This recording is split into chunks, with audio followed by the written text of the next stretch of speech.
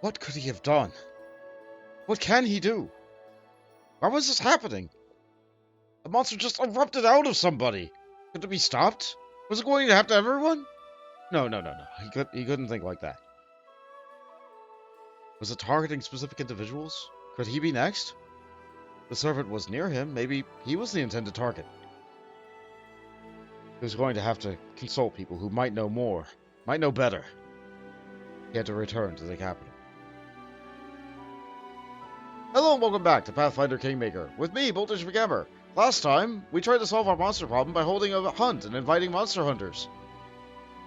And then we just saw the source of the monsters turned out to be from inside people. That's real bad. So, we need to go back home. Right now, we're waiting for people to find out more information, I think. So, if we go to the throne room and nothing happens, then I'm going to guess that there is research ongoing. We need to wait for them to conduct their own little investigations. I remember our advisor, Kessel.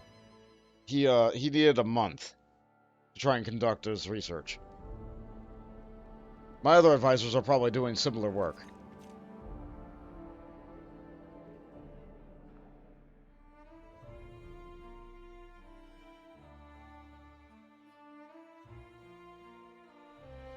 So while they're doing that, I can take this time to try and upgrade some things. Nope, that's not happening. Nope, that's not happening. Okay, these events are just going to expire and be bad. And that's fine. Currently, we need money. So I feel like I need to upgrade my economy. This was underway. I need to cancel that. We don't have time for that. So I need to upgrade... Alright, let's try... I'm going to see if I can get my relations to go up by 2 points. If I can get my relations to go up by 2 points in the middle of this, maybe I'll get something for the diplomat. So let's buy some more points. Can't hurt to always have a surplus of points on hand. Yeah, this is like all of our money, but you know what? It's worth it. It's worth it. I'll sell some stuff when I get back to a vendor somewhere. We have plenty of stuff to sell. So, let's see. Yeah, Tristan's still working on that. I want to try and get a couple of points of relations. What can I do for 2 points of relations? What can I do for 2 points of relations? Let's go here and look at what buildings we can build. I think Lindsay failed on the check for her first task, so that didn't help. So 2 points for relations. What gives us that? Okay, a brewery gives us relations. Granary gives us community. Does a tavern give us economy? No.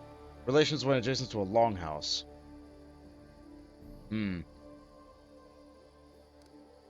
Community, espionage.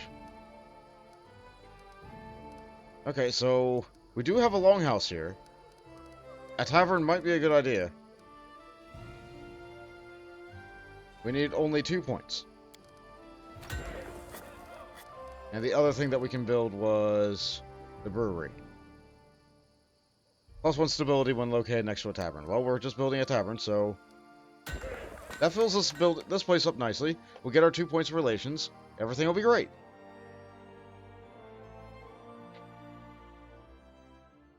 But for now, we cancel what Jubilos is working on. And we're going to rank up Jubilost. And just in case there's a massive problem while we're taking care of this, we make a quick save. Save early, save often. And go.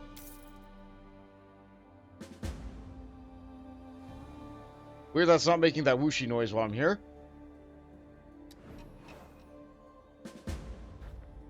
Okay, we did that successfully.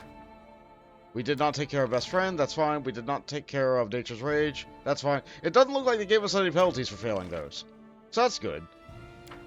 We dealt with that. We upgraded that. Everything looks great. Okay, so what issues can we take care of? Artisan's Lost. G-Boss can try to take care of that.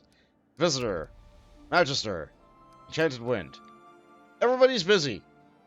Okay, this goes away on the... Will expire on the second month. Okay. We're only halfway through this month. Okay, so this one only takes... This one takes a long time to take care of. Okay. Devastating Raids. Ragongar, that's you. Treasurer. Artisan's Lost. Okay, so this only takes 14 days. We'll have time to get the other one done if we get G-Bloss started on this. Alright, start. And start. And, okay. Visitor. Magister. Treasurer. Sure. Okay, to the throne room.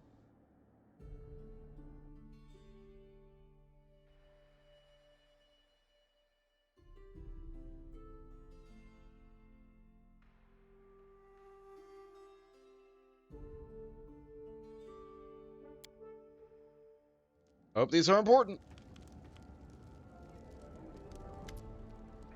The storyteller bows and hands you a piece of parchment, on which is printed a short list, written in ornate handwriting. My respects, Your Grace.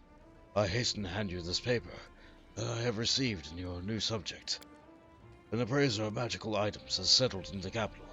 We're nearly colleagues, and this news fills my heart with joy. The storyteller smiles. Grateful for his new home, the appraiser asked Your Grace to choose as a gift one of the artifacts from his storerooms. See for yourself. You look through the list. The appraiser offers you a choice of 3 magical items. One of them attracts good weather and good luck. The second one allows you to dominate animals, and the third one to influence and emotions of sentient creatures. I think that one should be destroyed. No, we shouldn't have that in our kingdom. No, we're going to control weather and luck, because that'll help us with crops. That's just generally better. No, the second one would help us with crocs. I don't think we really have a problem with crocs. We're going to want to control weather and luck. As you wish. That gave us a bunch of points.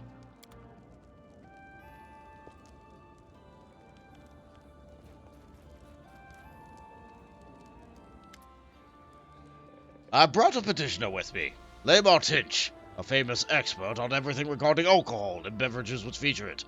Our impatient guest wanted very much to speak with you in person, and tell you all about his project.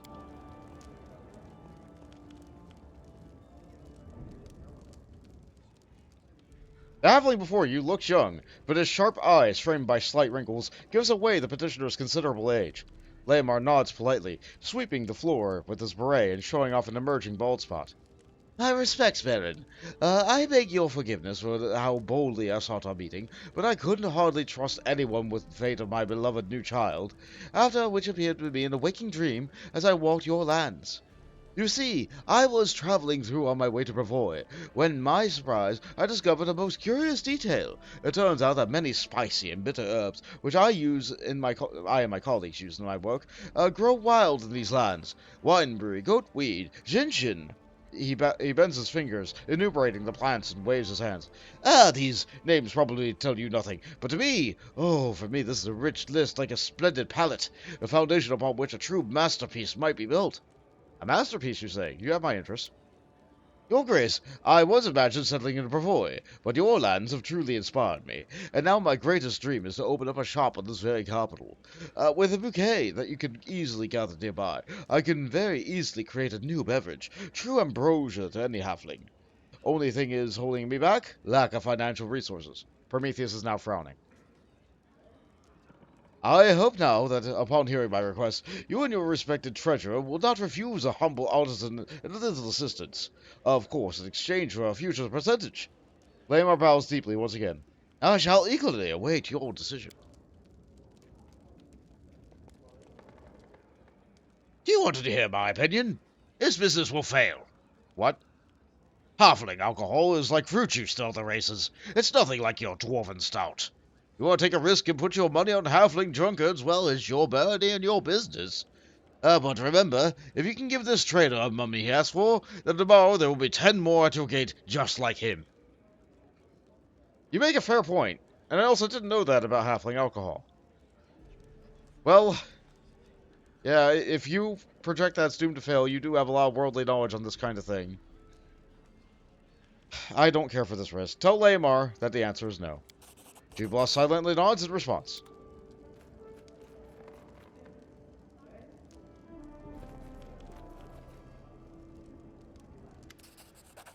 Tristian's face glows with happiness. We made it. The second cursed attack wave was repelled, and the grateful citizens of the barony have a special reward for you. Oh boy, money! We'll just pour it back into the barony. They'll be fine. Tristian looks at you thoughtfully and sighs. Unfortunately, I must bring you bad news again. The bald hilltop lays silent for the moment, but another attack is certainly to come soon. I don't have anything useful to add. The locals are either oblivious to the curse's origin, or they're just too scared to talk. I'd be better off reading ancient books on curses. Do we still know nothing about this curse? Well, nothing that can help us contain it.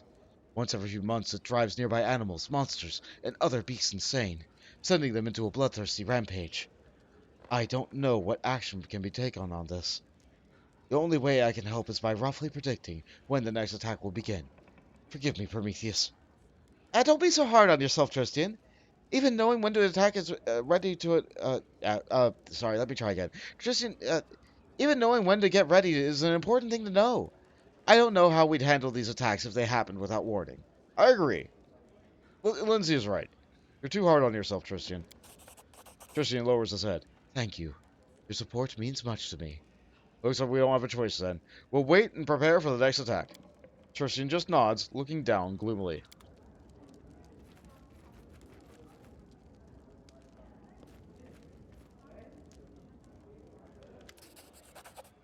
Unfazed by the awkward silence. I've read this dialogue before.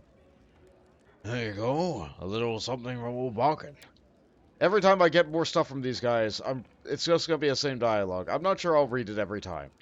Thank you. This will prove useful. I'll check out what you gave me in a moment. I think it was gloves. It was gloves. Fire resist and acid resist 15. Not the best, not the worst. I'll put them on myself and give these over to whoever's going to be picking our locks. Which will probably be you. Okay. So it looks like they haven't really discovered anything more. And it looks like the 2 points of relations that we gave ourselves just now was not enough to be able to... handle what we need to be able to handle.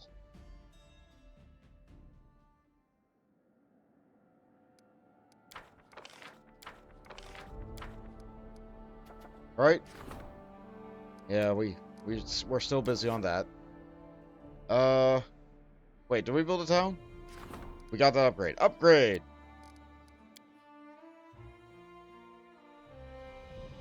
We did the research to upgrade any one of our towns, and then we get to pick which town to upgrade. I like that. That way you don't have to dedicate the research to a specific town that you might feel like you want to back out of later. But once you upgrade the town, that's it. Okay, and because we raised our economy, we were able to get all the money from that, and that's good. So what we do with our newfound 220 money? Well, obviously, we look at our build spaces. Yeah! That's a lot. Okay, first up, hospital. Helps us with our rolls. Don't hate that. And mage tower. Fits there nicely. And when that gets done, we'll be able to teleport. And that'll be great.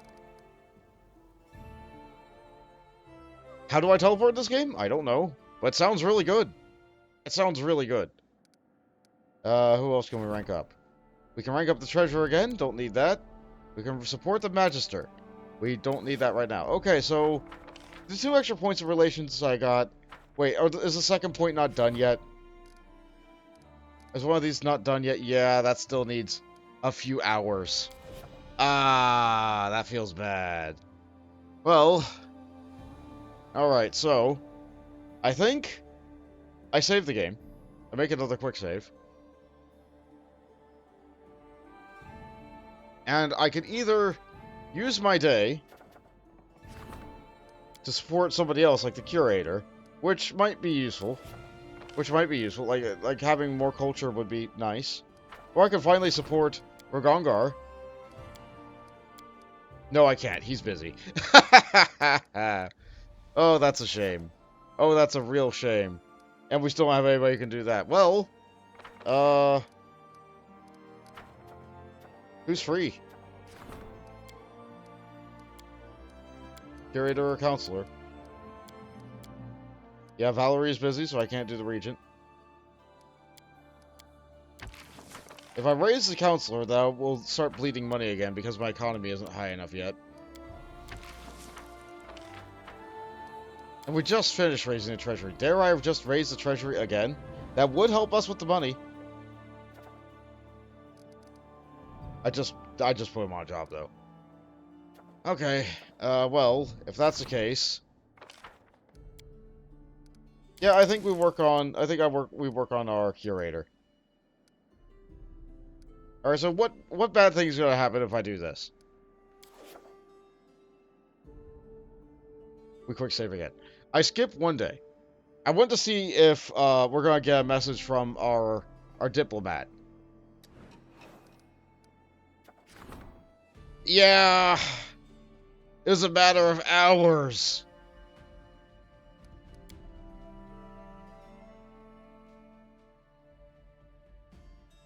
Feels bad to waste one day like that.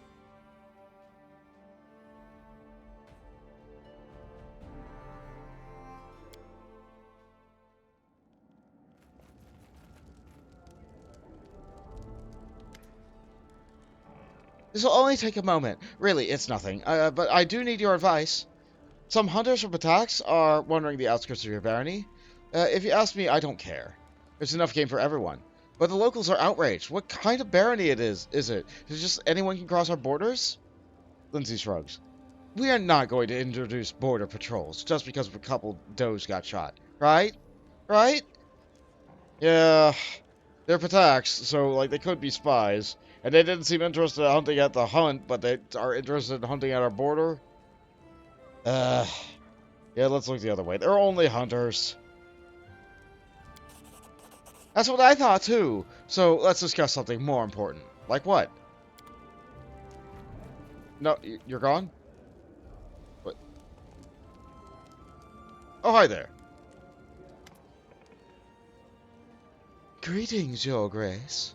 Allow me to pay my respects and deliver a gift on behalf of my master, a well-known connoisseur of magical artifacts, kindly welcomed by you in the capital.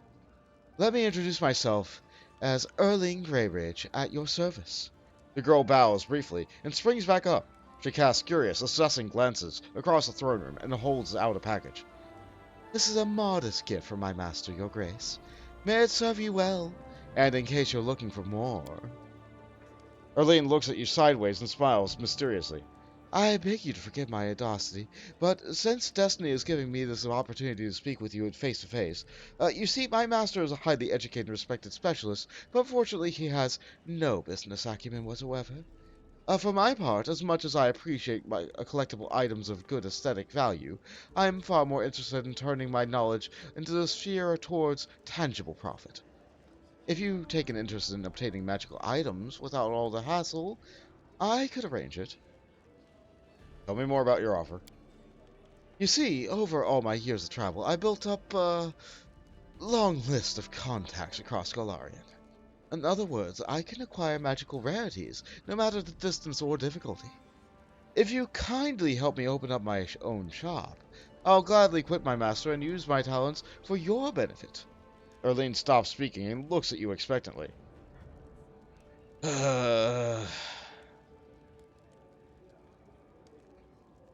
We are dealing with some powerful magic here. A lot of problems. And powerful magic is needed to fight powerful magic.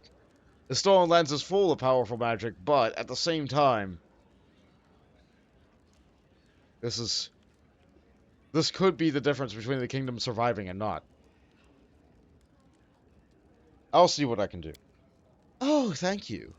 May your reign last for years to come. Erling bows. I dare not distract you any longer, Your Grace. Mm-hmm. Alright, I think that was worth not doing anything for a day. We still don't have anything from our advisors, however. This is starting to bother me. Like, it's been, what, 15 days? They did say it'd take a month. Maybe it's 28 days. Maybe it's 3 weeks. Maybe it's 21 days. Okay, so we have another project. Support the clan... Yep, okay, that's what we want to do. Yeah, sorry, Curator. You can wait. Everyone can upgrade. Everyone is ready. That just means I have lots of points, but not a lot of time. There's never a lot of time. Before I begin that, though... Given that she visited me in the capital, maybe she wants me to build it in the capital. So, what was her name? Arlene's Magical Rarity Shop. +1 when adjacent to a tavern or longhouse. For economy. Well, we have our longhouse here. We have room for a shop here. Yeah, put it down. That should help.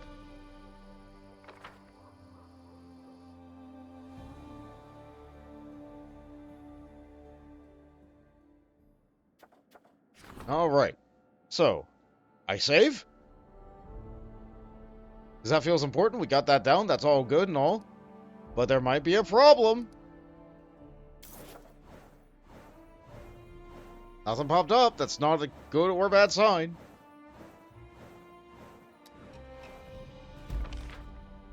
Right, that's supported. Tragedy at the mine. It failed.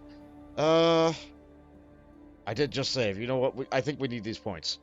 I don't think we can afford another failure. We failed a lot of things recently. Notably because I have been mismanaging my people.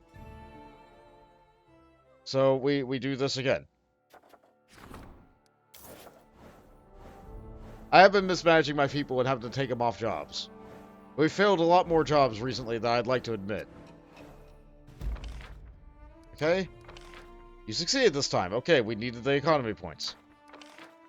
And you get more economy points? Good. Oh boy, that's a lot of problems. Alright, what we got going on here? Enchanted Wind. Jubilos is now available.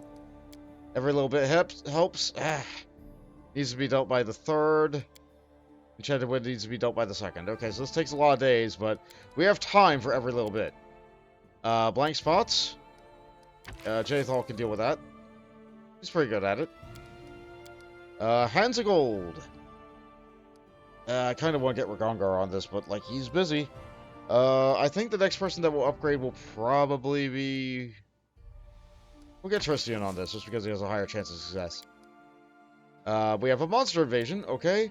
We have monster sightings. Only Ragongar can deal with that. He's still busy. We still have time. Lindsay has a suggestion. Okay. You get started. You get started. You get started. We have to leave the other problems unattended for now. We're doing good here. Yeah, how are we? Yeah, 40 BP per week now. I don't think I'll need to dump a lot more money into the barony now. I think we're stable for the most part. Like, that's a fair amount of income. Like, the taxes went up, but like we're getting plenty of revenue, so we're fine. We're fine. We're fine. Okay, so back to the room.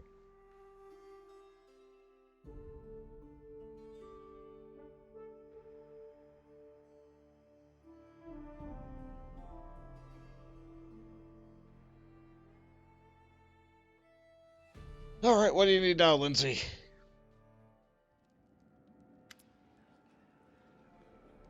Wait, no. This is not Lindsay. Hi, Cassil. The epidemic continues. More and more people die. More and more monsters roam your lands. Some of your subjects are afraid of field and fled to safer havens. Your barony's very existence is in danger. We do have good news, too. I've managed to gather some information that I hope will help you eliminate the threat before it's too late. Shortly after the epidemic started, goblins began appearing everywhere. The locals report that these goblins have been celebrating and shouting something about the Day of Glory for Lamashtu, when all humans would be eaten by monsters, and only goblins would remain. Sounds disturbing, does it not? Lamashtu? What do we know about her? She's called the Mother of Monsters. Her symbol is a three-eyed jackal head. She's an ancient, extremely evil goddess, who spread nightmares, anxiety, and, perhaps most interesting to us, monsters. Her worshippers are mostly of the more monstrous races, like goblins, Amayas, and gnolls. That said, there's no short supply of secret followers and cults among the more civilized peoples, too, including the people of the River Kingdoms. Goblins are behind this disaster, then? Behind it? Doubtful. benefiting from it. Quite likely. I surmise that the true cause of the disaster is either human cultist Lamashtu or, even worse, some supernatural creatures related to her. In any case, the goblins likely know enough to provide some clue. So we need to find a goblin leader and press them for information. Any idea where to begin the search? Yes. You are wise to prevent widespread panic by keeping the epidemic secret. Due to that, my agents caught several goblins and learned the location of their village. I'll mark it on your map. Alright, thank you for the information. I hope it helps you to save the lives of your people. John's eyes are bloodshot and his posture is slack. The wrinkles in his face have deepened, and his sparse hair has gone gray. It's a disaster, Your Grace. We have an epidemic developing in this country. The afflicted first got a fever, then a bloody cough, and then several hours later... And that's just the half of the trouble. Afterward, the bodies of the afflicted become like some kind of cocoon, and monsters hatch out of them. People keep dying.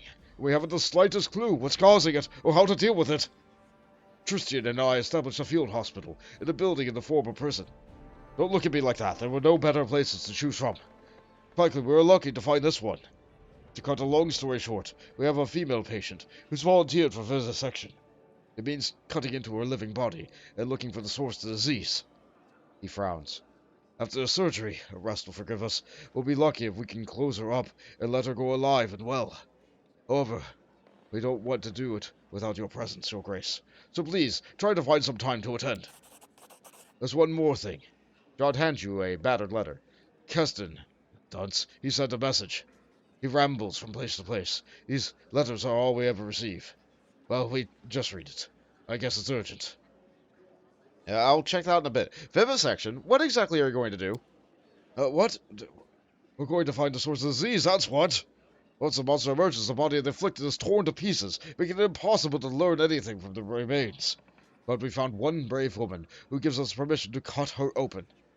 The straits are dire. We don't know exactly what we're looking for, and the vivisection is extremely dangerous for the patient. But we're left with no other choice. We could be evil here, but not doing that. What do we know about the disease? Not much. Just primary symptoms, actually. We're not even sure if it's a disease, a curse, or some magical parasite. Perhaps with your help, we'll manage to learn more. Any progress curing it? How should I put it? We've got none. We haven't been able to save a single patient yet. We're like blind kittens bumping into a wall, and we have nothing to show for it. Can you handle this without me? I get a little bit squeamish. Your Grace, we're not playing games here. Do you wish to keep your barony? That requires taking care of its people. What do you think? We may have no more important business at this time. Alright, I see. Let's go. And so we must. We must handle this personally. We can't just leave it to the experts.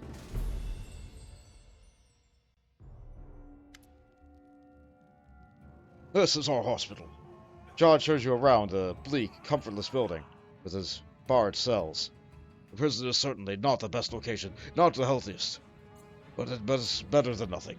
Also, it might be cruel to say this, but considering the nature of the malady, it would be safer for everyone if the patients were kept behind the bars until it is healed. I hope the city will get a proper clinic in time. We have a hospital! Why the prison? Was there no place more suitable? If only the city had a clinic. We have a hospital! Even if it did, the prison would still be the best choice. Don't forget, at any moment one of the patients could, die and release a monster. It's safer for everyone if we just keep them locked up. Okay, fair enough. Where are all the prison inmates? There were not but a few pickpockets locked away here. We put them to work cleaning the place up and then set them free. There's one still here, though. He wasn't some petty theft, but a seasoned highwayman. Alright, what have you already tried? Standard spells deal disease, remove poison, and lift curses. All ineffective. Attempting to dispel the magic is also fruitless. I fear we may be dealing with a curse of strength enough to surpass our own faith. It isn't a matter of faith. I don't think it's a disease, let alone some powerful curse. I suspect it's some sort of parasite, hiding itself within the body. Nonsense! We've detected magic suffusing each patient's body, evenly distributed. If it was some sort of parasite, it would be a simple matter to detect. Then it is able to disguise itself. Maybe it's poisoning the blood with its By the sun, we return to this argument over and over. It's been days. Let's stop talking and try doing something already. Who is our patient? Her name is Madla Stasek, a peasant woman from a nearby village. We haven't seen any prior cases of the disease there. I pray for that brave woman.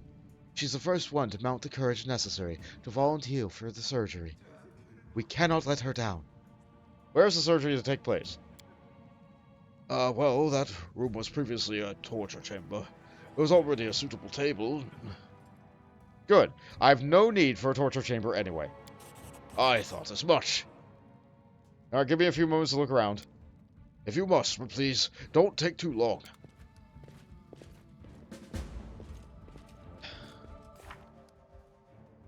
Other monsters? Ah, here we go. Okay, so we got 2 curses now. But wait, troll trouble. Mother monsters, witch hunt, and okay, 3 quests. The Seed of Sorrow.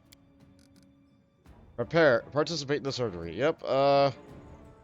Even if the patient doesn't make it, our heroic sacrifice will not be forgotten. But I still hope she makes it. Oh, she's writing in the moment. Okay. All right. We're gonna need the hat. We're gonna need the hat. Sorry, Lindsay. We're gonna need bonuses to checks. Bonus to nature. Who has the trickery amulet on right now? I don't know who has it. I need that. Anytime we're alone, I need bonuses. I need lots and lots of bonuses. Okay, so it's a little bit dark and bleary in here, and I got my lantern, but let's cast light on myself. That helps. All according to plan. What's over here? Some pearls. They're ours now. Always have been. They were in our kingdom after all. So over here we have patience, and over here we have a prisoner. I don't get plagued. I'm just a normal highwayman. Yeah, you sound proud of it. Over here we have... Oh yes, our patient. Noticing you, the patient, a ruddy-faced, middle-aged peasant woman, blinks her eyes. Imagine that! His Grace himself paying me a visit. Good hell to you! I'm Madla Stasek from Sedgegale. So, you think these priests of yours can really heal me? With Arastal's help, they could, I bet. Just look at how brainy they seem, the 2 of them. How are you feeling? I got a fever, cough too. I can't eat. I feel like puking all the time. I've been one through worse, though. Born 6 kids and survived. But, well, this scares me breathless. Each tingle in my body gets me to shaking, and I get to thinking to myself, that's it. That started. Now I'll be ripped to shreds. Tell me about yourself. Nothing to tell, really. We are simple people with simple lives. Spent all of it in Sedgekill. It's by the Gudrun River, past the Silver Step Lake. Raised me children there, and their grandchildren. Never seen monsters worse than goblins then, but now, owlbears and hydras everywhere. I prayed to the gods to spare our village, but no, this blight fell right upon our own head. Why do you volunteer for the surgery? I'm scared like a hare, truth be told. This is no mere cold. Can't just hope it'll pass on its own. At least this way, I got some hope, right? And then, well, the doctors will figure it out. What do we do about the plague? I'm no hero, not me. But sometimes you gotta think about the others too. If they end up butchering me, at least maybe they can figure out how to save somebody else. If I gotta die, let it be for a good cause, right? Alright, get ready. We're about to begin. As long as you're nearby, I got nothing to be scared of.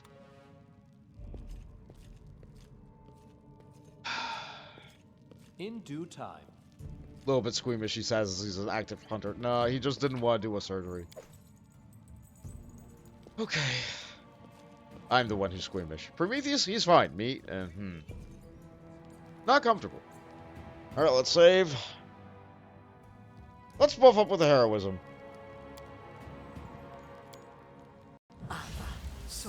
And you know what, since we're alone, how about we also buff up with a mirror image?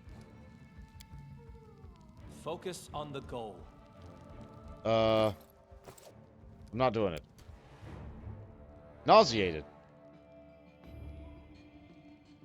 What did I do? Oh, I cast Cacophonous Call on myself.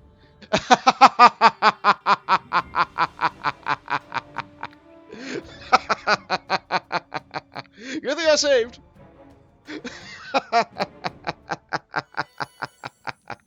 Alright, this time. This time, the correct spell. Heroism.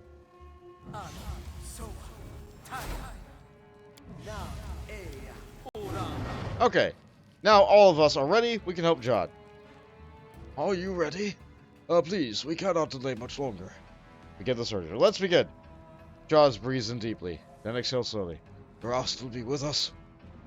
Cern may help us. I think Tristan's position reset because I loaded. Glancing nervously at the various medical instruments, the brave present woman got up on the operating table. Just don't butcher me, is all I ask. She mumbles and muttered in a trembling voice. Meanwhile, the foremost medical experts in the room still couldn't agree on what exactly it was they were trying to do. Stop arguing with me.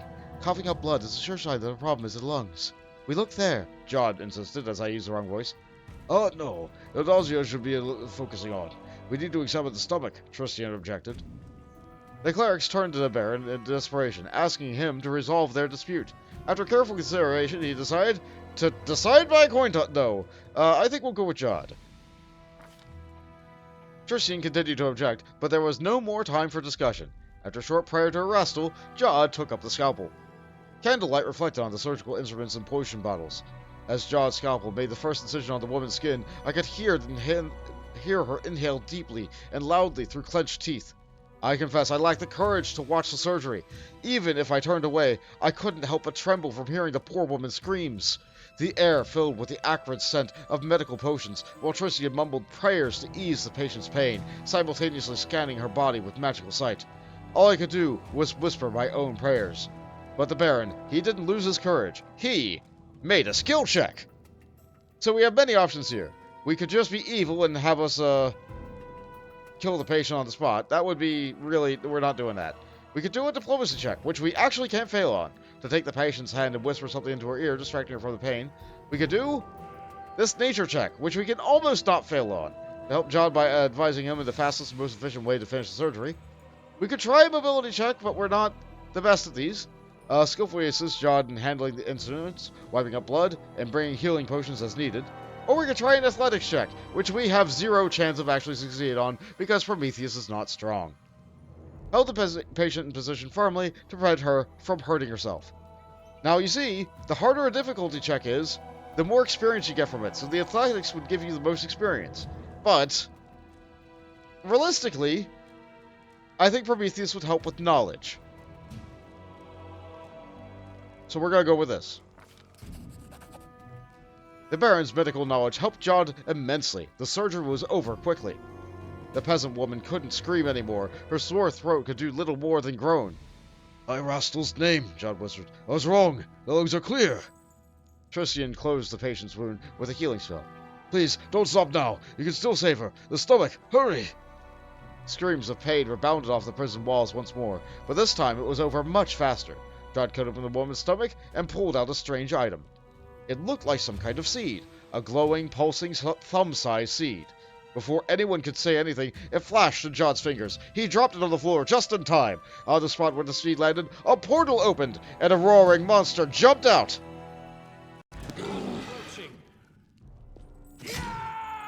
Okay, so she's alive? It didn't seem like we had time to seal her stomach, but here we are. We are being assisted by Jod, 2 guards, and we're facing the owlbear. I think Tristan is supposed to be here too, but he's in the other room. So we have an owlbear. We're good at identifying owlbears. An owlbear's bad save is will. So, yeah, remember that spell I cast on myself? How about a cacophonous call for the owlbear? Yeah, that feels good. And normally I would use a song like Inspire Courage to help the guards be able to get hit by this kind of thing. However, they do not count as allies because they are yellow and not green.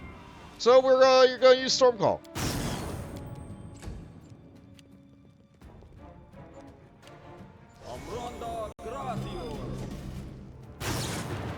Okay, so we're just going to yell really loudly at it. And keep on zapping it with lightning.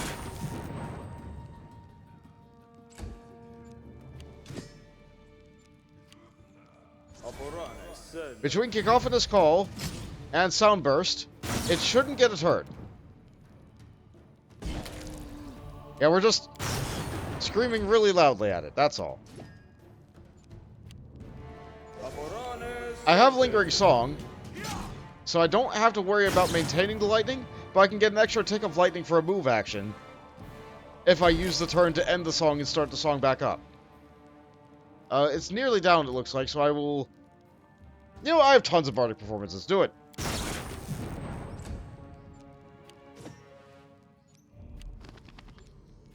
It finally snapped out of it.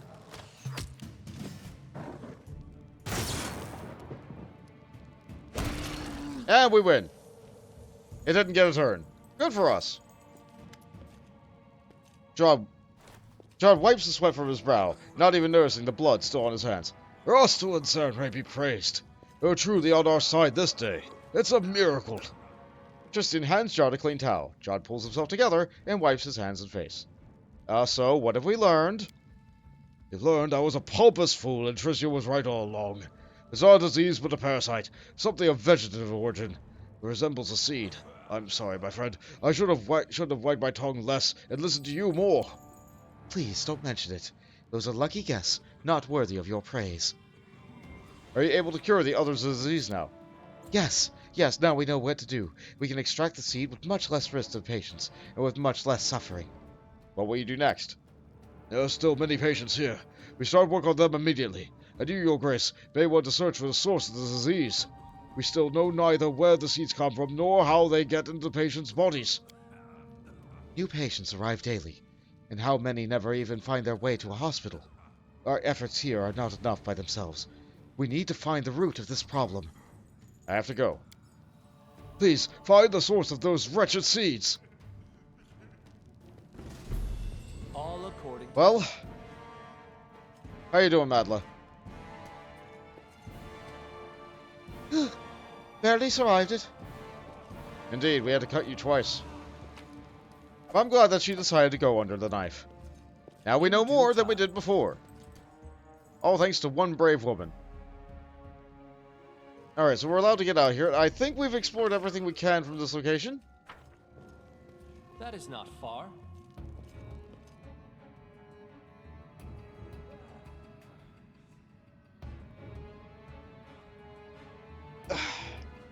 Tristan telling me I need to build a clinic. We have a hospital. Is that not enough? Do we need 2 hospitals to make you happy, Tristan? I don't think they stack. Oh, right. Lindsay wanted to talk to us, too. Hello, Your Grace. Feels really strange. It's amusing, you know, I can just go and have a chat with the actual Baron. You're one of my advisors. I wanted to talk about Ekin. I'm worried about him lately, although worried might be too strong a word. He's way too gloomy and grumpy. Maybe even more so than usual, if that's possible. Life without a family must be hard for him. But he's not completely alone. He has us. I know we can't replace what he's lost, but we must remind him that we are here and he can talk to us. What are you getting at? What I'm getting at is that we should hold a merry revelry and use the opportunity to talk to him, heart to heart. If we just invite him to a drink, he'll no doubt refuse. So we must organize it in secret. We'll gather guests, prepare food and drink, bring Ekin, and have so much fun. I'll even bring my loot. What do you say? Helping Ekin is our comradely duty. And if we need to throw a feast to do that, then that's just what we're going to do. I'm not sure I'd put it like that, but I'm glad you agreed. I've talked to Alina, the innkeeper, and she's happy to help us. Although, between us, I'm not sure what made her so enthusiastic. Anyway, you should talk to her, and I should go think of what I'm going to play. And one more thing, don't be late. I fear if we don't pull Ekin from his mood now, it'll be too late. And she moves back to her position as a fight. Ah, yes. Our craftsman, Dragon. I've read this a few times. We get a bashing shield. We thank you for your gift. It's a pleasure to work hard for such an honorable lord. Anything else? Oh, you.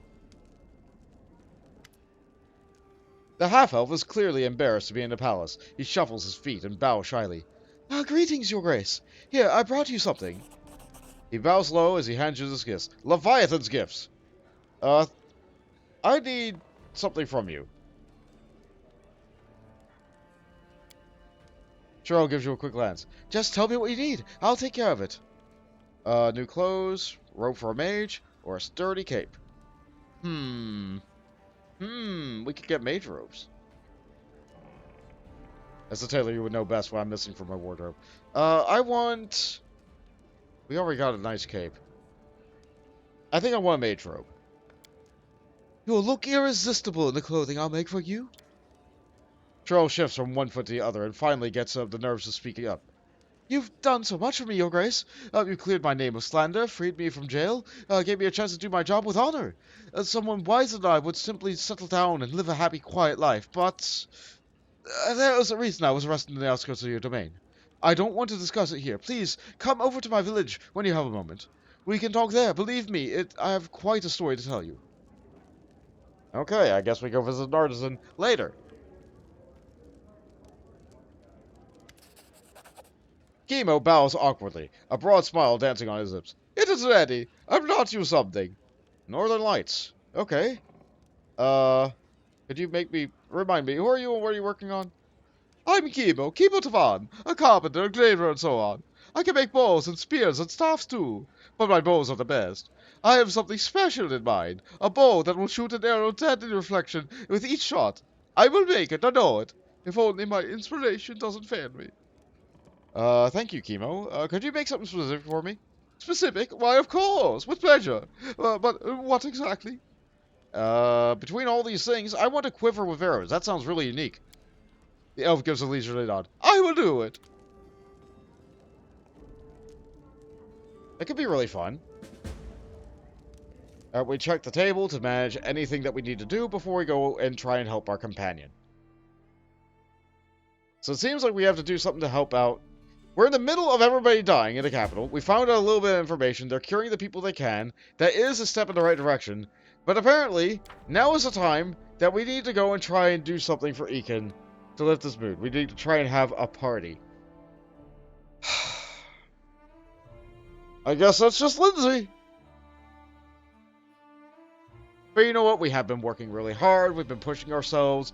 We've been working day in and day out. We've been traveling the road for days on end. How am I still affected by mirror image? It's fine. So she wanted us to go to the tavern. So to the tavern we will go.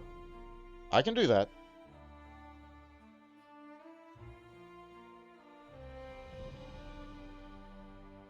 I can do that.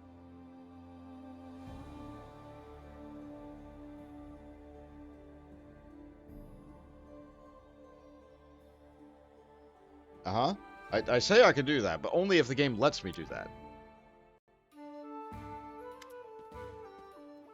Oh, I see. There's an event in the middle of town on my way to the tavern. Oh, stop yelling and listening to me. I'm trying to talk some sense into you. There's nothing to talk about, our love. This is my home. Here I was born, and it is here I die. You don't? That's what I'm saying. You stay and you'll die before your time. Can't you see what's going on? Monsters, goblins, and bandits. Turn your back for a moment, and there's some fiend crawling right out of your neighbor's entrails. You talk too much. You just do your work, pray to a rascal, and stay close to your home and family. That's all there is to it. We've seen worse. Aye, back when you were half your age and unmarried. Eric, your old friend, think of Jenny and your little ones. Well, if some peace comes knocking at your door, we're a woodcutter, not a swordsman. We have to leave the barony while we still can. A rascal, have mercy. Your grace. Forgiveness, your grace. We were just discussing the crops. We have an option of choices here. This one requires neutral. We have made a neutral one in the past. We could do this. Both of these are good. I cannot make this decision for you. As a ruler of this realm, I do all I can to keep you and your families from harm's way. These are troubled times. We're all working hard to restore order and bring peace. However, only you can decide whether you will stay, for I have no power over the hearts of others, nor seek to command them. Oh, your grace. How could I ever leave you when you see how hard you work? Forgive me, words, your grace. I'm a simple man. Rastal didn't see fit to grant me courage, so off I go, blabbing about Rastal's knows what. You know how it is. Let's go. Let the Baron go about his business. We got our own jobs to do. Don't you worry, Your Grace. I don't know about the others, but we'll be by you but to the end. Oh, In due time. I'm glad they understand and are willing to stay with me. That makes me happy. I'm not going to try and spoil the party by talking to Ekun early. I probably could have vendored some stuff while I was here, but oh well. I already walked past it. Let's go to the tavern. That's where I wanted to go in the first place.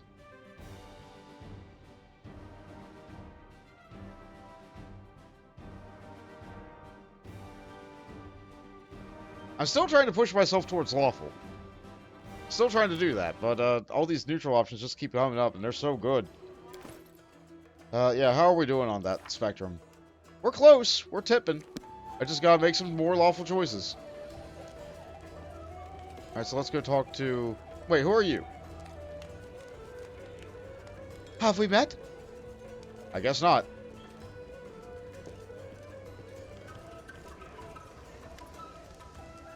As you approach, a red-headed innkeeper curtsies awkwardly. Your Grace. Oh, you must have come to talk about the feast with Ekundayo.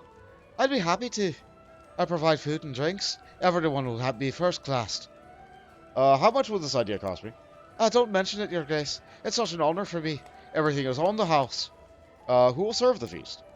With your permission, Your Grace, for such an honor. With such esteemed guests, I'd like to do it myself, Your Grace. Elita smiles awkwardly, turning an even brighter red. Aha, I see. I commend your enthusiasm. Why would you? Oh, Your Grace, isn't it so? It'd be my pleasure. I hope everyone likes it, including Ekundayo. Then we only need to agree on the place. I guess there's no two ways about it. We'll have to have it right here in the room. We can decorate it, of course. Forgive me, but if we are thinking about the same Ekundayo, he would most likely feel uncomfortable indoors. A feast must definitely be held in the woods, if Madam Innkeeper is up for such a challenge. Elena is speechless, either due to her astonishment, indignation, or both. Who are you? The woman stands tall with calm smile. My name's Natavi. I'm passing through the city. Ekun and I knew each other a long time ago, since back when he guarded caravans. We traveled together for a time. Pursing her lips, the innkeeper studies Natavi carefully. Why would Ekun want to feast in the woods? He is a born ranger. He always feels calmer under the open sky. I know him well. Can you think of a suitable place? How about the royal hunting grounds? I've seen the place in passing. It's not far from the city. It's cozy nook, and there's water nearby. Okay. What do you say, Elena? The innkeeper sizes up the woman opposite. I might not know Ekundayo as well as some, but I see no trouble in holding a feast in the woods. Or on the mountain, or in the swamp for that matter. Wonderful! In that case, I'll gladly meet both of you by the agreed-upon place. And she just walks off. My, I've seen a lot since I've been an innkeeper here, but when one just invites herself like that... what got into me grumbling. It's time to start cooking. Your Grace, please take out care of Ekundayo and agree to the agreed-upon place. Lindsay and I'll do the rest. Alright. All according to plan. Guess that's what we do. And we leave. We have to take Ekun with us. Since we'll be traveling in the overworld, let's bring people who can walk. Not you. Alright. This should be fine.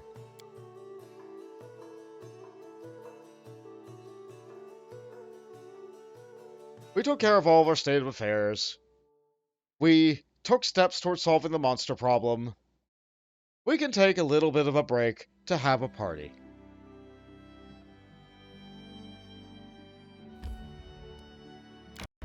Prometheus is going to be worried about the subject's entire time, but what isn't he? Not the lodge, right. The hunting ground.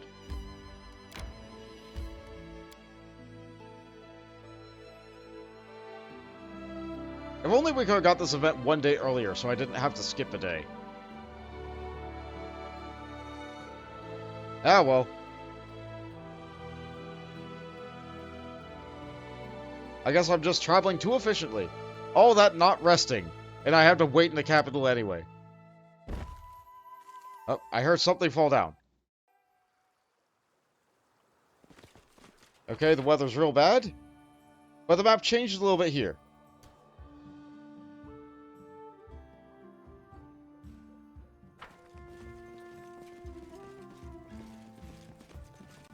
If you don't know where to go on the map, always look for the change.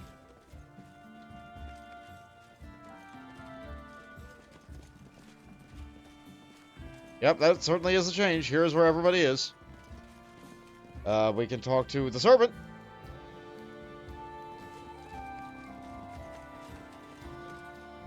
No, nothing. Okay, before we begin this party,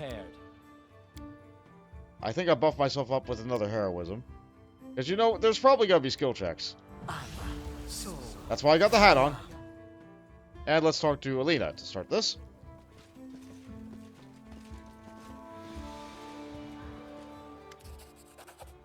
There we are. Ekun, old friend. Speak of the devil. Egan's face freezes in surprise. He stares at Natavi and Alina silently for a few moments, completely still. Finally, Egan turns a quizzical look to you. We wanted to have a... no, we're not going to talk about picnic. This is a feast, not a picnic. Relax, friend. Let's just drink and little and talk. Grabbing Egan's arm, Alina leads him over to the tables with food. Please come here, Ekundayo. You don't mind if I call you Ekun? And then leads him away from the food. Natavi fixes her hair and you notice that there is a tattoo of a stinging wasp on her wrist. Following the couple for a long stare, Natavi says quietly to you. Please come to me when everyone is busy eating and drinking. I would like to talk to you. Did I cast heroism too early? Yeah, I did. Time's not waiting. Oh well. What's another heroism?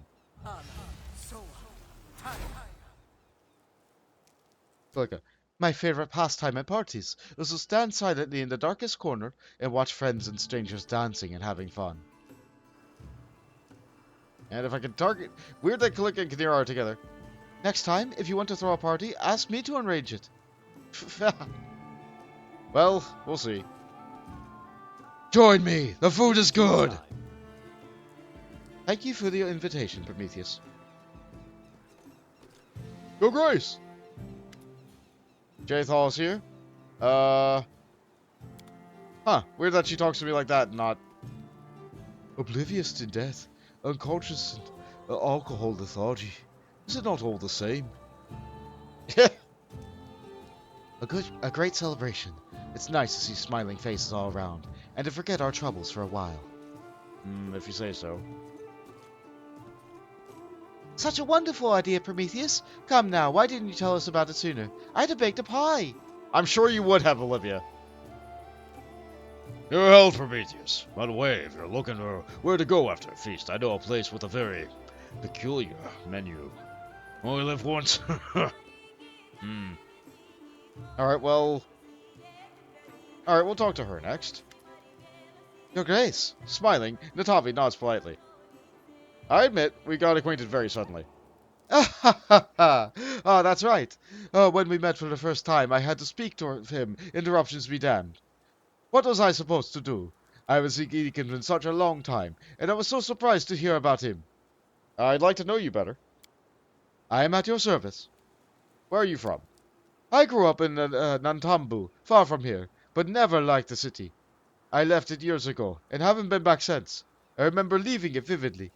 Little towers covered with bright mosaics dot the horizon, where I lay hidden in the bushels of a sugar cane on a rumbling cart drawn by a lame old donkey. Ha ha! How did you meet Ekin? We got in a caravan together. At first, I couldn't stand Ekin.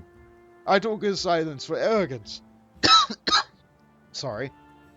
But then the sandstorm forced us to spend a week in the tiny village. We drank everything it only inn had to offer, and got to know each other better. Didn't you just say before that he doesn't like caverns? Natavi grins, staring into the distance. He behaved somewhat differently when he was young. Curious story. And old as the world. Ekin never mentioned you. You don't say. It can't be. She looks at you with a smirk. And he is usually so talkative. Keeps talking about himself, his past, his dreams, his plans, and a couple of jokes here and there. A curious tattoo. A singing wasp. Does it mean anything? Your Grace is very observant. Natavi runs her fingers over the image. This tattoo is a tribute to tradition. It symbolizes a transition from unconscious dogmatic conformity to mindfulness and self-awareness. Seeing wasp is a symbol of Calistria. We passed both of these. That is an evasive answer. I'll probably never get used to the straightforwardness of the citizens of the River Kingdoms. A wasp is a sacred animal of Calistria. I am one of her followers. Okay. Let's change the subject. Agreed. So, what do you want to talk about? I want to ask a favor. You see, Alina, the innkeeper, treats me coldly, and I have no reason why. Yesterday, for instance, she argued with me before changing the sheets in my room, and today she refuses to pour me a glass of wine. So I was thinking, if she wouldn't refuse the Baron himself and ask for a bottle. And why do you need a bottle of wine? Natavi's laughter is soft and musical. What a strange question. Really, why would I need a bottle of wine at a party? Fine, I'll see what I can do. Thank you, Prometheus. Still, why do you need a bottle of wine? We can't fail. Well, I just wanted to see Ekin for a moment, to walk and talk with him, eye to eye. I've known him for a long time, and he could definitely use someone to talk to. Smile, response, and leave. So if you need someone to talk to, why don't I just talk to him? The ranger greets you with a curt nod. Ah, your Grace must want to talk to Ekin. I'll go make sure everyone has had enough to drink. So she walks away so we can talk in private for a bit. Looking at Alita's back, Ekin turns to you, fixing one of his belt bags. Cunning plan. Bring a hunter to a feast. Call him to hunt. You know Lindsay, she has a creative mind. It was a team effort. Lindsay, Alina, Natavi, and you, according to Alina. Ekin is silent for a while. Thank you. We'll offer him to drink with us. Drink with me. Ekin looks uncertain at the offered glass. Don't force yourself if you don't feel like it. Ekin resolutely shakes his head. No, thank you. Okay, so he doesn't want to drink. So getting her the bottle of wine is also a bad idea. You shouldn't force someone to drink. I hope we didn't do more harm than good. Are you at least having fun? Ekin nods. It's good to be among friends and trees, and even better, not holding a bow. How are you? Life is life. It goes on, whether we wish it or not. We cannot fail at any of these diplomacy checks. We'll do the hardest one. Tired of fighting? Ready to lie down and give up? Ekin's eyes flare. What do you know about how I live? Ekin stares into the distance. I wake up with the first rays of the sun. I see the faces of my family. Fire turns to ash. Midday turns to midnight. And when the stars are shining, I still think of them. Some days bitterness and rage fill me. I drive them away. Other days I feel as though smiles on their faces and I appall myself. Only hunting numbs my feelings. But the further I follow the trail, the darker the woods are, and the harder it is to find my way back. Don't submit to despair. Deep inside, you want to be happy again, and your family would want the same for you. Don't be ashamed of the moments where joy returns to your life. He can smile slightly. Easier said than done. There's wisdom in your words. I see Alina is trying very hard to please you. She's the lady of the house. This is her responsibility. Does it not ruin your fun? Or no, I think it's more of a sense of obligation. More than a sense of obligation. I thought about it. Time will tell. Does it not ruin your fun? A faint smile spreads on Ekin's face. There's very much of her, all at once. However, she is a good woman. Let's talk about something else. Uh-huh. Why did you never tell me about Natavi? He shrugs. Why? How did you meet Natavi? Guarded caravans. She talked a lot, I thought. She must be in love with her own voice. He winces. But over time, we walked many roads together. I learned she had a steady eye and a strong hand. Why'd you stop talking? The ranger rubs the back of his head, then smirks. Amanda said a caravan is here. You go to the tavern again. Natavi is a bad influence. And then Natavi started becoming less and less. Were you close? We are friends. And friends leave, but stay anyway. I see. He nods, and so we'll leave him alone. I'm going to get something to eat. Which I should note, we can't actually go and get something to eat. We cannot interact with any of the tables or anything. So that's a bit sad. So let's talk to Alina. What can I do for you, Your Grace? Alina, could you give me a bottle of wine? I don't bother with the bottle, Your Grace. I'll pour for you. Just bring a glass. We're gonna be lawful here. I need the bottle for Natavi. She's our guest. You can't refuse her fond food and drinks. The innkeeper raises an eyebrow. I've no idea why Your Grace invited this harpy. Of course, you know better, but still. We got some cheap wine.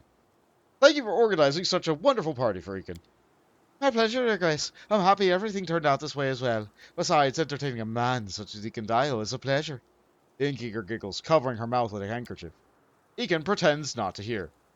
Well, I'm gonna go check on some of the others. Let's take a look at this. Cheap wine. Judging by the color and the quick smell, this is not wine, but rather grape vinegar. Oh, she's got claws. Oh, yeah, we're not giving that to Natavi. One, because it's vinegar, and two, because Ekin does not want to drink, and she wants to get Ekin to drink with her. We are not doing that. We are not doing that. Okay, so let's talk to Lindsay. Lindsay runs her fingers over her strings intently. Thank you for the wonderful idea, Lindsay. Lindsay's face brightens. I'm glad you liked it. I hope the others are happy too. Especially Ekin. Isn't it hard to play and talk at the same time? Ha! It's a matter of practice. Lindsay, I think now is the perfect time for one of your performances. We've talked to literally everybody and exhausted all dialogue. Are you sure? Have you had time to talk to everyone? I'm sure. Begin! Ahem. Your attention! My friends, let's raise our glass. Let's celebrate our adventures, and that we have others to share them with. Let's also thank Alina for a generous feast. The evening was wonderful. Alina bows, turning red. And now I'd like to play something special for you. I have composed anything for a while, but this is a special occasion. Striking a theatrical pose, Lindsay begins to play. Custom unique music! It's nice. Music starts flowing. Lindsay's performance isn't perfect, but it is deep and emotional. One cadence follows another, and music echoes among the trees. Suddenly, you notice that Ekundayo is standing much closer than you thought. You realize he's slowly moving closer to you, fidgeting from foot to foot, and trying not to look at anyone. At the same time, Alina is trying to lean closer and closer to Ekin, trying to touch his shoulder. Noticing your look, she gives you a sharp look. Oh, this is cute. Try to shove Ekin closer to Alina. Ekin, my friend, you crowd me so. Turning red as a beet, Ekin whispers an apology and moves towards Alina. She grabs Ekin by the arm, looking at you gratefully. We are such a good wingman. This is so cute. Finally, Lindsay strikes a final chord, and the sound fades. Pleased with her performance, Lindsay received well-deserved applause. Like so! Ragungar claps very strongly. Oh, it's Dog! Dog looks at you, tilting head to the side. Dog sniffs your hand. The wolf, who was standing nearby before, wags his tail and approaches Ekin. Ah, just look at that, Ekin. He seems so loyal. You have to give him a name. Yeah, you do. You've been together for so long. You've been through so much together. Natavi shakes her head. The heart what was it once? Why would one fake affection when there is none? I think he deserves a name. Looking at the dog and thinking for a moment, Ekin smiles slightly. His name is Okbo. Alina looks at Ekin and seems to forget about the whole world for a moment. That's better. A wonderful, imposing name. Well chosen. By the way, friends, not to sound too mundane, but I'm quite tired, and we still haven't get to the city. Maybe it's time we pack up? Wait, forced time loss? No!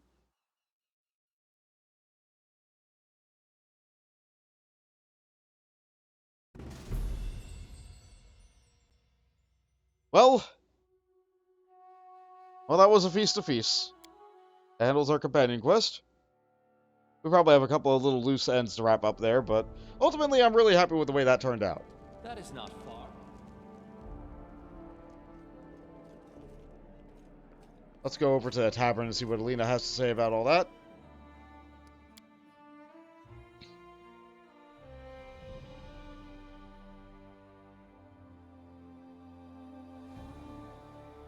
I wonder if Natavi is still staying. Probably not. We didn't give her the wine.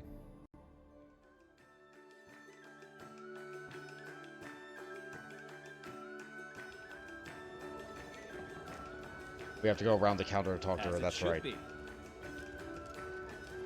Yeah, she's gone. Elena makes a curtsy, like a lady waiting. Welcome, Your Grace. During the celebration of the forest, you kept staring at Ekin, giving him a certain look.